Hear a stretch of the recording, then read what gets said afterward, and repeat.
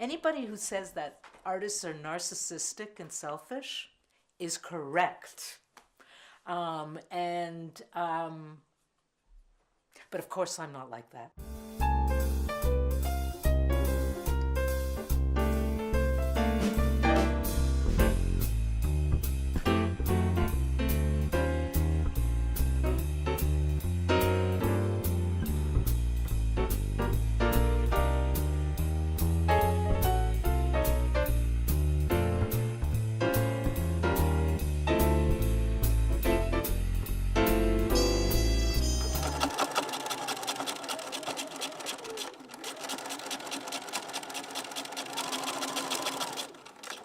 When I moved to Ottawa, there were huge challenges. Everybody told me I wouldn't find a studio space because this is not an industrial town.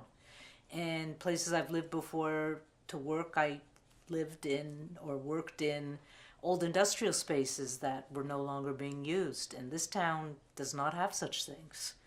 But I've actually been extraordinarily lucky in finding spaces. Challenges of finding money are always an issue to do projects.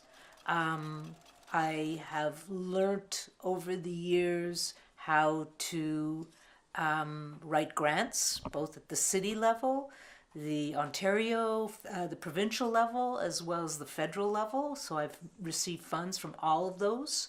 Obviously, I fund my work through the jobs I have as a gardener and as a teacher, but it always has to be different places that I'm getting money from, and every year is different. Right now I know I have enough funding for the next year, but the year after that, I don't know. We'll see. When I was younger, I used to say that I wanted to be an artist one day of the week. Like, I had a different life plan for weekdays, but on Saturdays I was going to be an artist. So I guess from the get-go, I was inspired. Having an artist parent and going with her to events in the art community definitely laid the foundation for that being an important part of my life.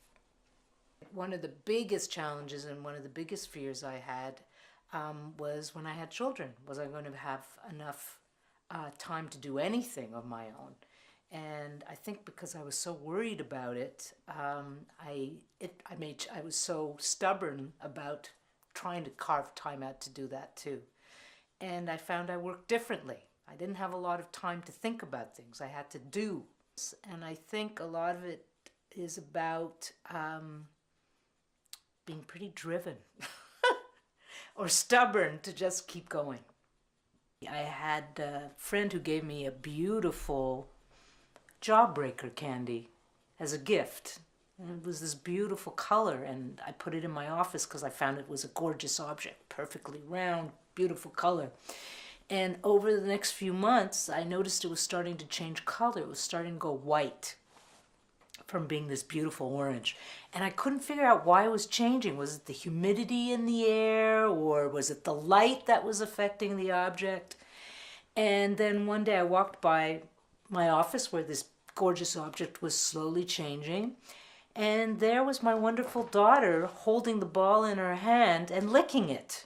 I mean, I was just an innocent kid. There was candy, and I wanted it, and so I had some. Finding her and realizing what she'd been doing and how this object was transforming ended up being the beginning of a series of works that lasted about 6 years.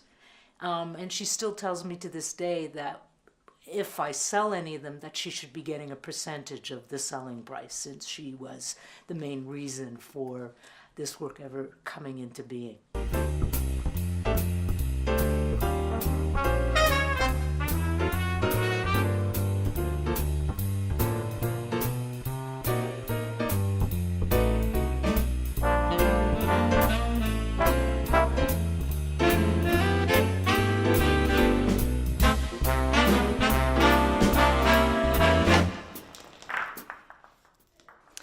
We talk about emerging mid-career artists and established artists. That's kind of like you don't know anything, you supposedly know something, and you have it all figured out.